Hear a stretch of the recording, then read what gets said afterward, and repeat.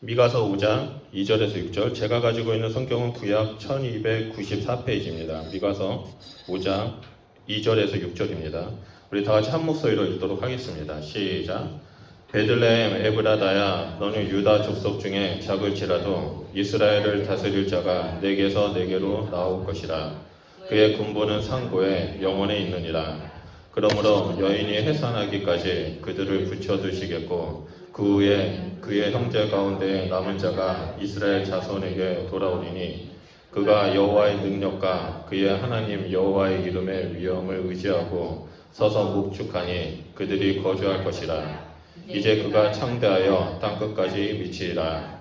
이 사람은 평강이 될 것이라. 아수르 사람이 우리 땅에 들어와서 우리의 궁들을 밟을 때에는 우리가 7 목자와 8 군왕을 일으켜 그를 치리니 그들이 칼로 아수르 땅을 황폐하게 하며 니므롯 땅 어기를 황폐하게 하리라.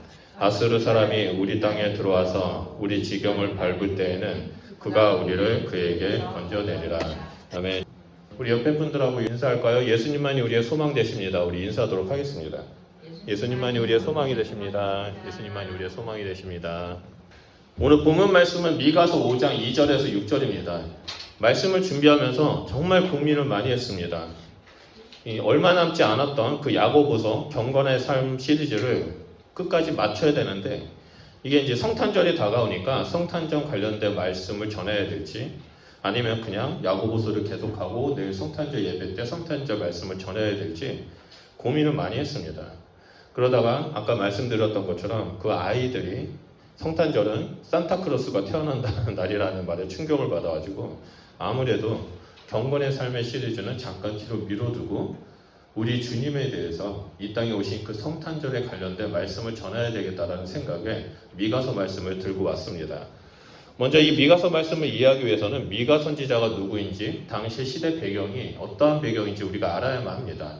이것이 우리가 기납법적 성경 연구고 기납법적으로 말씀을 보는 과정이죠. 그래서 미가 선지자는 BC 8세기에 활동했던 선지자였고요.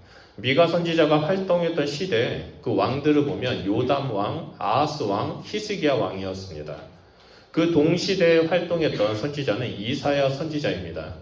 이사야 선지자는 왕과 귀족들, 상류층들을 대상으로 사역을 했다면 미가 선지자는 서민들을 위한 사역, 평범한 사람들을 위한 사역을 해왔습니다. 이 미가가 활동했던 시기는요, 아수르가 북이스라엘과 유다를 위협했던 그런 시기였습니다. 그래서 언제 전쟁이 일어나고 언제 죽을지 모르는 그런 불안한 가운데 정치적으로 정세적으로 매우 혼란스러운 가운데 있었습니다. 또한 BC 8세기 초에는 경제적으로 이스라엘 사회가 너무나 많이 부흥을 했습니다. 부자가 되었죠. 그래서 물질 만능주의에 빠져서 계층 간의 분열이 일어났고 빈부의 격차가 심했고 도덕적인 부패와 여러 가지의 제약들이 너무나 가득했습니다. 이런 와중에 미가 선지자는 사회를 바라보면서 하나님의 엄청난 심판의 메시지를 선포합니다. 그래서 미가서를 읽다 보면요, 희망이 없는 것처럼 보입니다. 그럴 정도로 심판의 메시지가 너무나 강력합니다. 그런데 놀라운 것은 이 강력한 심판의 메시지 가운데 작은 씨앗 같은 마치 어두움 속에 한 줄기 빛이 나오는 것처럼 희망의 메시지가 숨겨져 있는데 그 말씀이 바로 오늘 본문 말씀입니다. 이 미가서 5장은 전체를 보면 메시아에 대한 예언이 기록되어 있습니다. 죄로 인해서 심판을 받았고 멸망할 수밖에 없는 이 어두운 상황 속에 있는 이스라엘 백성들에게 한 줄기의 빛, 희망의 메시지를 미가가 전하고 있는 겁니다. 그래서 다 같이 2절 말씀을 보면 이렇게 나옵니다. 베들레헴 에브라다야, 너는 유다 족속 중에 작을지라도 이스라엘을 다스릴 자가 내게서 내게로 나올 것이라. 그의 군부는 상고에 영원에 있느니라 라고 말합니다. 이 말씀은 예수 그리스도께서 메시아가 베들레헴에서 태어난다는 예언이죠. 이 말씀을 가지고 마태복음 2장을 기록했습니다. 밤하늘의 별을 보고 동방박사가 예루살렘에 도착해서 유대인의 왕이 어디서 태어났냐고 물으니까 이 예루살렘과 헤롯 왕이 그 얘기를 듣고 소동이 일어납니다. 그래서 마태복음 2장 3절 4절을 보면 헤롯 왕이 대제사장과 서기관들을 불러서 그리스도가 어디서 나겠느냐라고 물었더니 5절에 그들이 유대 베들레헴에서 태어난다라고 기록되어 있습니다라고 말하죠. 그 기록되어 있던 말씀이 바로 읽었던 미가서 5장 2절의 말씀입니다. 그런데 말씀을 보면요, 특이한 게 있습니다. 미가는 유대 베들레헴아 아니면 그냥 베들레헴아라고 부르지 않습니다. 베들레헴 뒤에 에브라다라는 명칭을 이어서 붙입니다. 이 에브라다는 베들레헴의 옛날 이름입니다. 마치 서울의 옛날 이름이 한양이고 경성이고 뭐 이렇게 불렀죠.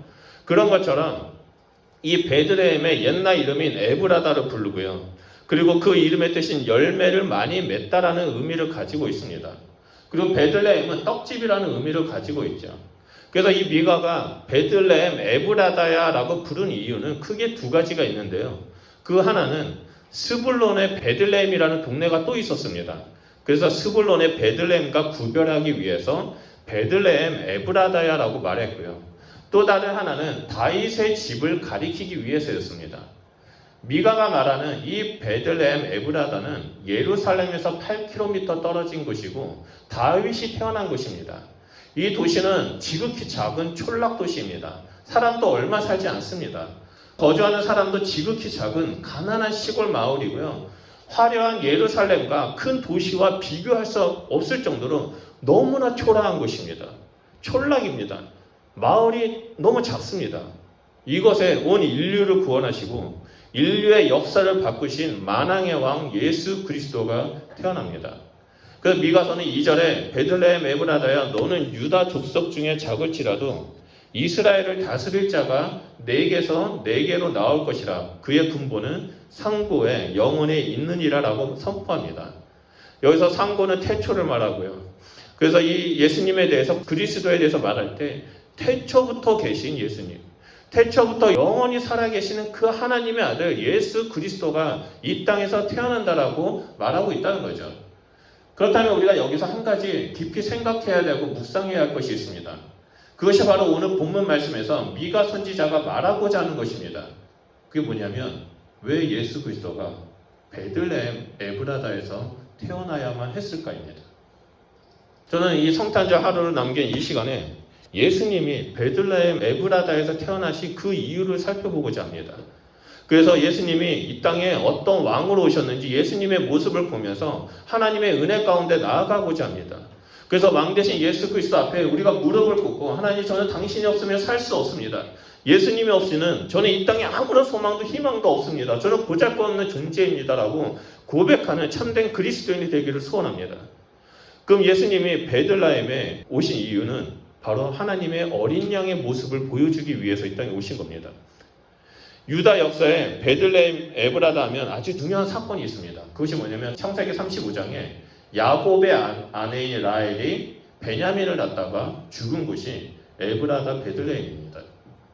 이곳에서 야곱이 라헬을 장사하고 묘비를 세우기까지 했습니다. 그런데 이 재미있는 것은요, 라헬의 이름의 뜻이 암양, 어린 양이라는 의미를 가지고 있습니다. 어린 양의 의미를 가진 라헬이 묻힌 곳이 바로 베들레헴이고 그곳이 에델망대라고 성경은 기록하고 있습니다. 여러분, 에델망대는 히브리어로 믹달 에델인데요. 그 의미는 가축대의 망루라는 뜻입니다. 이곳은 그 양들을 치는 목자들이 높은 곳에서 양을 바라보면서 돌보는 곳입니다. 그리고 우리가 한 가지 더 봐야 할 것은 예루살렘에 올라가서 그 유월절을 기념할 때 어린 양을 제물로 드립니다. 그런데 이 6월절에 어린 양을 그 예루살렘에 제공했던 그 동네가 바로 베들레헴 에브라다였습니다. 그래서 이 베들레헴 에브라다에서 흠없는 어린 양을 골라가지고 아주 깨끗한 천으로 감싸가지고 이 어린 양을 예루살렘에 올려보냈습니다.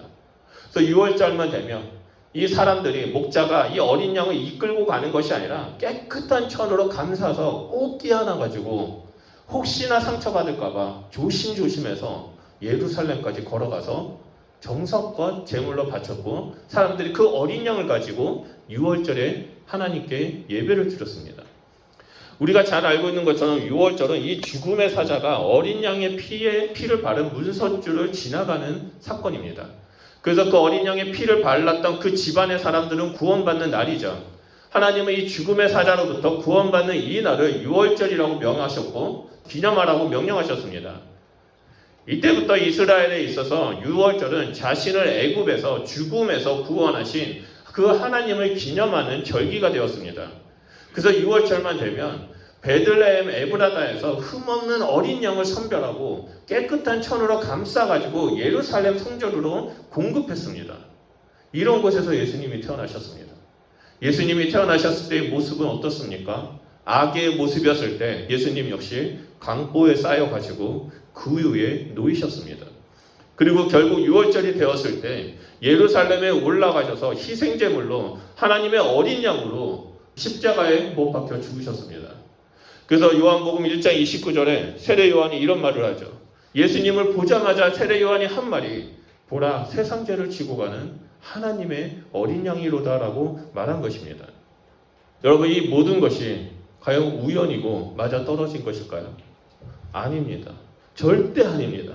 라인이 베들레헴 에브라다에서 죽은 것도 6월절 어린 양의 피로 문설주로 발라서 구원한 것도 그리고 베들레헴 에브라다에서 흠없는 양을 깨끗한 천으로 감싸서 예루살렘에 올려보내는 것도 결코 우연이 아닙니다. 이 모든 것이 하나님께서 우리를 구원하시기 위한 구체적인 계획과 섭리 가운데 이루어진 것입니다. 하나님은 단순히 즉흥적으로 우리를 구원하시고자 하지 않으셨습니다. 아담과 하나가 선악과를 따먹었을 때부터 우리를 구원하시기 위해 구체적인 계획을 세우시고 하나둘씩 이루어 가셨습니다. 하나님께서 이렇게 하신 이유는 인간이 아무리 노력해도 결코 스스로 구원할 수 없음을 알려주시기 위해서였습니다. 오직 창조주 하나님만이 상고부터 계셨던 하나님만이 구원할 수 있다는 사실을 알려주시고 하나님만을 의지하며 살아가는 백성들이 이 땅에 일어나기를 원하셨기 때문입니다.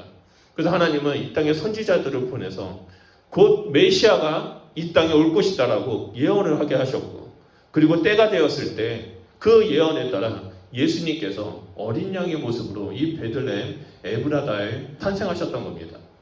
그리고 나서 예수님이 이 땅에 오심으로 말미암아 예수 그리스도의 보혈이 우리의 삶 가운데, 우리의 영혼 가운데, 우리의 심령 가운데 뿌려졌습니다. 우리의 삶 저녁에 예수 그리스도의 보혈이 뿌려지자 죽음의 사자가 그 보혈을 보고 우리를 넘어가게 되었습니다. 우리는 하나님 앞에 구원을 받게 되었습니다. 하나님의 진노가 우리를 넘어가고 하나님의 은혜와 사랑이 충만하게 되었습니다. 우리의 눈에는 지극히 작고 보잘것없는 작은 촌락 베들레헴 에브라다이지만 이곳에서 하나님의 어린 양이신 희생제물이신 예수님께서 태어나셨습니다.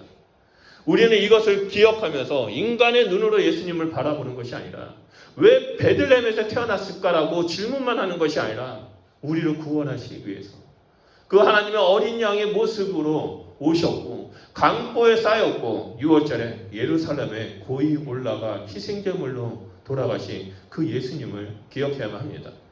이 기억이 바로 우리 성탄절의 참된 의미인 것입니다.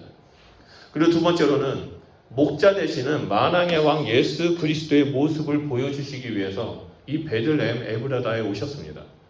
여러분 4절에 보면 그의 여호와의 능력과 그의 하나님 여호와의 이름의 위엄을 의지하고 서서 목축하니 그들이 거주할 것이라. 이제 그가 창대하여 땅끝까지 미치리라 라고 미가 선지자는 선포하고 있습니다.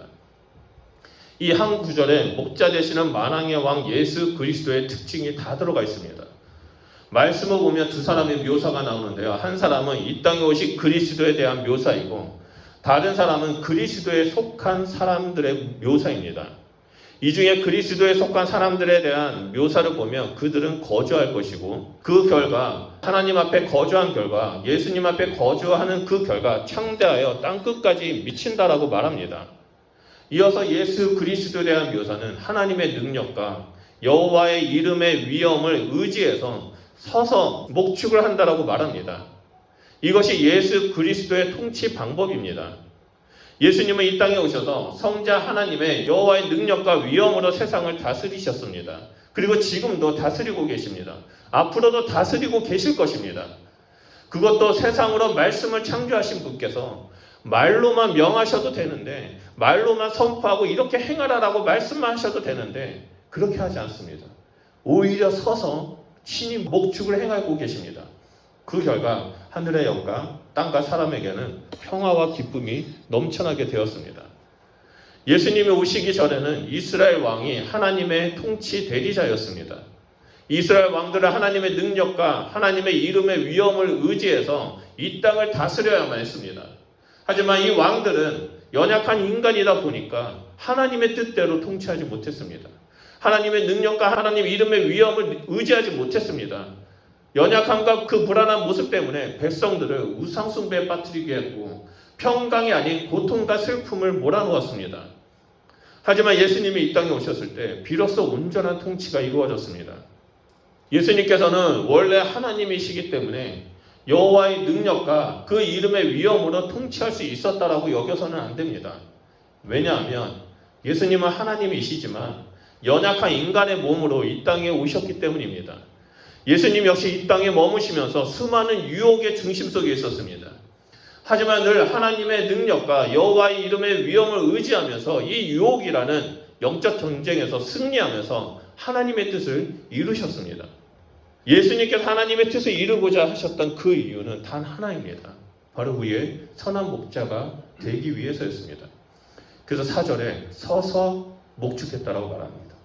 여러분, 여기서 서 있다라는 말은 자기를 따르는 백성들의 안전과 번영, 형통케 하기 위해서 노심초사하며 부지런하게 움직이고 있는 그 애쓰는 모습을 의미합니다. 어린아이가 막 기어다니고 어린아이가 아장아장 걸어서 음식인지 똥인지 된장인지 구분도 못하는 그 상태에서 막 주워 먹었을 때 우리 부모는 어떻게 합니까? 서서 그 아이를 쫓아다니면서 노심초사하고 잘못된 길로 가지 않도록, 넘어지지 않도록 지키고 보호하지 않습니까? 예수님이 지금 서서 그렇게 우리를 돌보고 있다는 겁니다.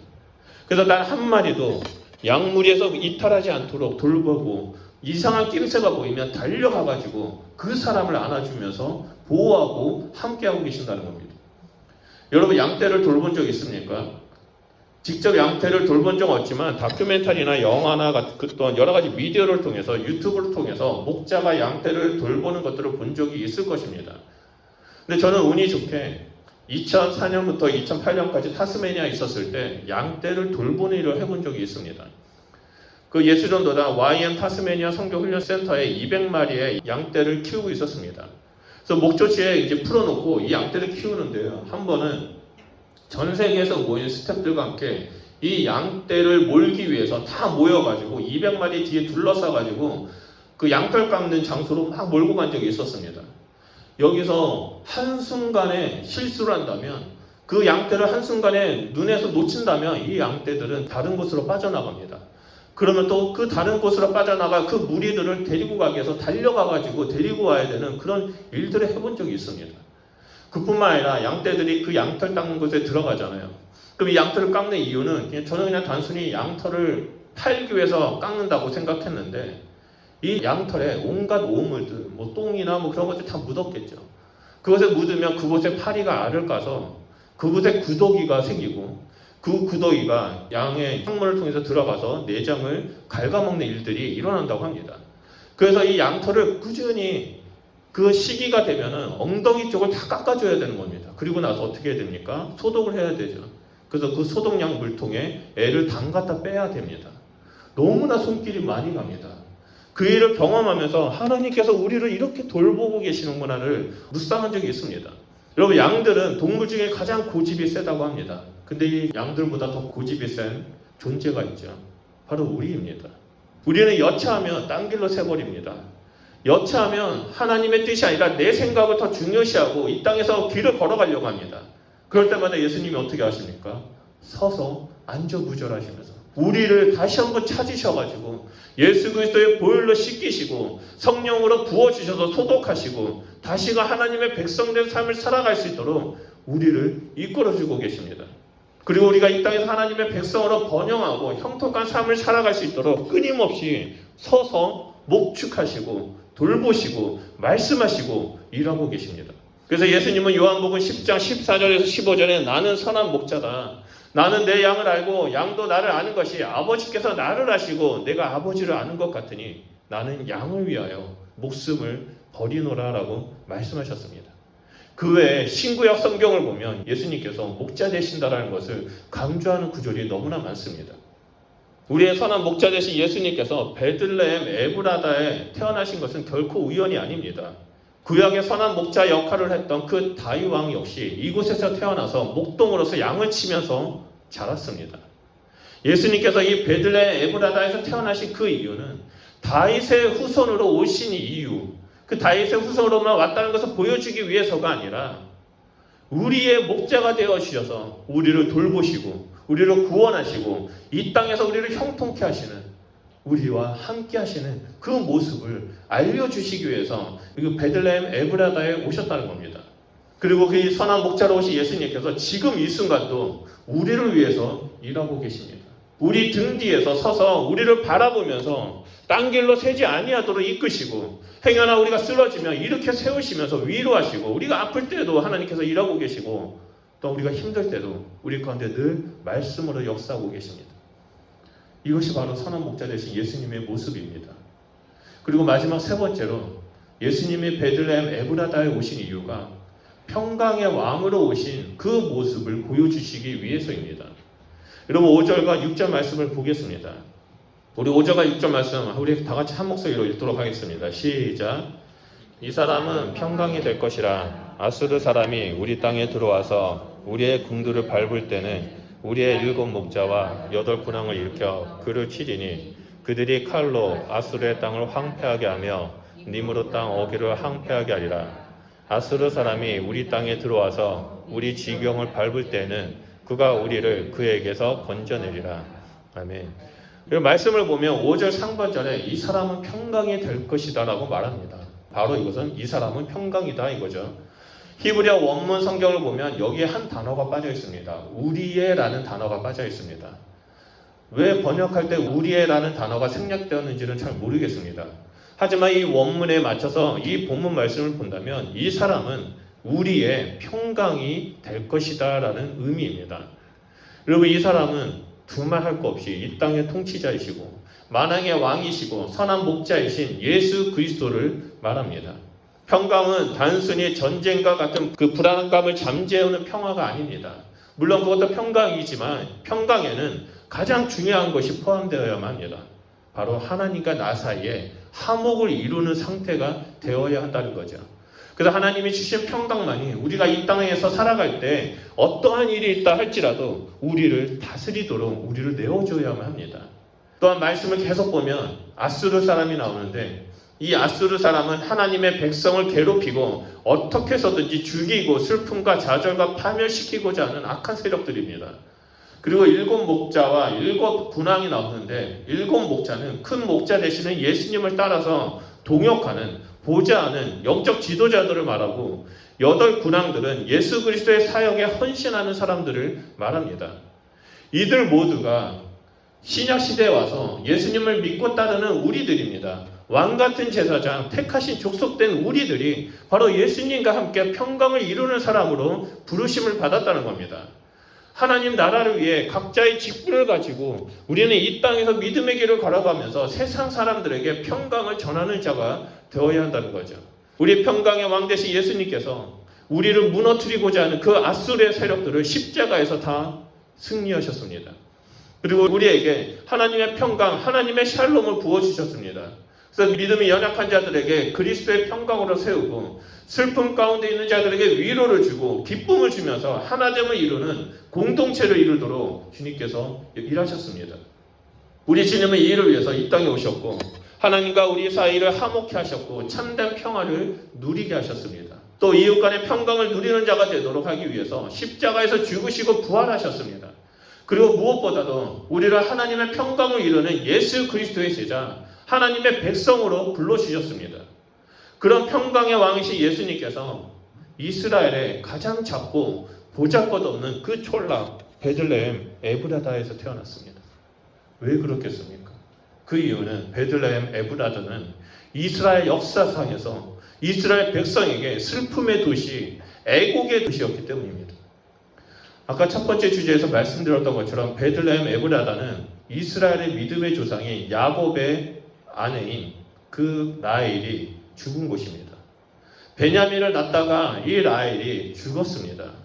슬픔 가운데 장사한 곳입니다. 얼마나 슬프고 애통했는지 이 라헬이 베냐민을 낳고 죽을 때 내 고통의 아들, 내 슬픔의 아들이라는 이름의 의미인 벤온이라는 이름을 지어주고 죽었습니다. 후에 야곱이 베냐민이라고 이름을 개명해 줬죠. 그뿐만이 아닙니다. 우리 사무엘하 2장을 보면 아사엘이라는 어린 나이의 소년이 전쟁에 나가서 그의 형제 아브넬의 창끝에 죽은 사건이 바로 이 베들레헴 에브라다에서 일어났습니다. 아사엘은 전쟁을 하기에 너무나 어린 나이였습니다. 이스라엘 군인들이 이 어린 아이인 아사엘이 죽자 전쟁에 대한 깊은 회의와 슬픔에 빠지기 시작합니다. 그뿐만이 아니죠. 모압에 간 나오미가 남편과 자녀들이 있고 슬픔과 고통을 안고 돌아온 곳이 또 베들레헴 에브라다입니다. 예수님이 태어났을 때 또 어땠습니까? 헤롯 왕이 유대인의 왕으로 나신 이를 죽이기 위해서 그 근경에 있는 모든 2살 아래 아이들을 학살한 곳이 또 베들레헴 에브라다입니다. 이처럼 이 베들레헴 에브라다 하면 이스라엘 사람들에게 있어서 역사 대대로 내려오는 그 슬픔, 고통, 아픔이 깔려 있는 곳입니다. 우리 한국 사람에게도 그런 게 있죠. 세월호 하면은 우리 모두가 다 아픔이지 않습니까? 그런 것처럼 이스라엘 사람들에게는 베들레헴 에브라다 하면 슬픔이 있는 것, 고통이 있는 것, 아픔이 있는 것, 그렇게 인식을 했습니다. 그곳에 예수님이 태어나셨습니다. 슬픔 대신 위로를 해주시기 위해서, 고통 대신 기쁨을 주시기 위해서, 불안함과 아픔 대신 평강을 주시기 위해서 예수님이 그곳에서 태어나셨습니다. 이사야는 평강의 왕으로 오신 예수님에 대해서 이렇게 말합니다. 이사야서 9장 6절입니다. 너무나 중요한 말씀이니까 우리 다 같이 한 목소리로 읽도록 하겠습니다. 시작. 이는 한 아이가 우리에게 낳고 한 아들을 우리에게 주신 바 되었는데 그의 어깨에는 정사를 메었고 그의 이름은 기묘자라 모사라 전능하신 하나님이라 영존하신 아버지라 평강의 왕이라 할 것임이라 라고 말합니다. 우리 주님은 우리에게 평강을 주시기 위해서 이 땅에 태어나셨습니다. 그것도 사람들이 인식하기에 슬픔의 장소, 저주의 장소, 애곡의 장소, 아픔의 장소인 그 땅에서 태어나셔서 내가 이곳에 태어남으로 말미암아 이 땅은 평강의 장소가 되고 이 땅은 위로의 장소가 되고 이 땅은 기쁨의 장소가 될 것이라고 태어나신 겁니다. 예수님의 평강이 있을 때는 그 어떠한 것도 우리를 넘볼 수가 없습니다. 주님 앞에 머무는 사람들은 비록 전쟁터에 있고 머리 위로 총알이 빗발치게 막 날아다닌다 할지라도 주님 한 분 때문에 그 평강 가운데 기쁨 가운데 머물 수 있게 됩니다. 우리의 믿음의 선배들이 수많은 박해 속에서도 또 사자의 밥으로 죽는 그 순간 속에도 그들의 믿음을 지킬 수 있었던 것은 바로 평강이 되시는 예수님이 함께했기 때문입니다. 저는 2006년에 인도 겐지스강에서 복음을 전할 때요, 극단적인 힌두교 사람들이 위협을 가한 적이 있습니다. 그리고 2007년에 그 파키스탄에서 복음을 전할 때 가는 곳곳마다 폭탄 테러가 일어났습니다. 동티모르에서는 정갈에 물리고 사람이 던지는 돌에도 맞은 적이 있습니다. 그런데 신기하게 마음 가운데는 불안감이 전혀 없었습니다. 두려움 자체가 없었습니다. 오히려 마음이 평안했습니다. 왜 그렇습니까? 평강의 왕이신 예수님께서 함께 하시기 때문입니다. 예수님은 우리에게 평강을 부어주시기 위해서 작은 마을 베들레헴 에브라다에서 태어나셨습니다. 사람들이 외면한 곳, 사람들이 슬픈 곳, 또 애곡하는 곳, 상처가 있는 곳, 그곳에서 태어나셨습니다. 우리의 선한 목자가 되어주시기 위해서 베들레헴 에브라다에서 태어나셨습니다. 영원한 평강을 주시기 위해서, 구원으로 인도하시기 위해서 에브라다에서 태어나셨습니다. 친히 6월절에 어린 양이 되기 위해서 에브라다에서 태어나셨습니다. 우리는 이 성탄절을 맞이하면서 왜 예수님께서 수많은 동네가 있는데 굳이 베들레헴에서 오셨는가? 왜 베들레헴으로 태어나셨는가에 대해서 우리는 묵상해야만 합니다. 그래서 평강의 왕이신 예수님, 선한 목자 되시는 그 예수님, 하나님의 어린 양 되신 그 예수님을 우리는 따르기로 결정하며 다시 한번 주님 옆에 나아가야 한다는 겁니다. 여러분, 성탄절은 결코 먹고 마시는 그런 날이 아닙니다. 사랑하는 이들과 함께하는 날이 아닙니다. 이 모든 일의 주인공은 예수님이시라는 겁니다. 예수님이 빠진다면 우리는 어리석은 자가 되고 멸망의 길로 들어서게 됩니다. 그러므로 오늘 함께 예배드린 우리 성도님들은 예수님께서 베들레헴 에브라다에서 태어나신 그 이유를 하루 종일 깊이 묵상했으면 합니다. 오늘 하루 하나님께서 에브라다에서 태어나신 것을 묵상하면서 하나님은 나의 선한 목자가 되십니다. 하나님은 나의 평강의 왕이 되십니다. 나의 위로자가 되시고 나의 치료자 되시고 나를 돌보시는 분이십니다. 그리고 하나님은 나를 구원하시기 위해서 친히 6월절에 어린 양이 되어서 희생제물로 죽으시고 부활하신 분입니다라고 기억하면서 좀 주님을 바라보고 주님을 예배하고 주님을 찬양하는 그런 성탄절을 보냈으면 합니다. 그래서 날마다 주님과 동행함으로 말미암아 이 땅에서 예수님께서 오신 그 이유 우리를 번성케 하고 우리를 형통케 하신 그 놀라운 축복을 누리시는 주님의 백성이 되시길 주님의 이름으로 축원드립니다. 우리 좀 말씀을 기억하면서 기도하도록 하겠습니다.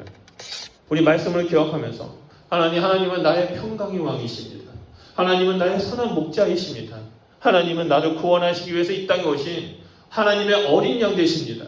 하나님 이것을 우리에게 알려주시기 위해서 하나님은 베들레헴 에브르다에서 태어나셨습니다. 남들이 보기에는 그 작은 동네 촌락 같은 거, 무시당하는 거, 슬픔이 있는 곳이지만 주님이 오심으로 말미암아 그곳은 기쁨과 하나님의 은혜와 하나님의 사랑이 넘치는 곳이 되었습니다. 이 시간 내가 주님 앞에 나아가오니 하나님 내 삶 가운데 일하여 주셔서 하나님 내 삶을 다스려 주시고 내 삶이 하나님의 평강과 하나님의 일하심이 나타나는 그러한 삶이 되게 해주십시오라고 우리 다시 한번 이 시간에 주여 삼창하며 기도하며 나아가겠습니다. 기도하겠습니다.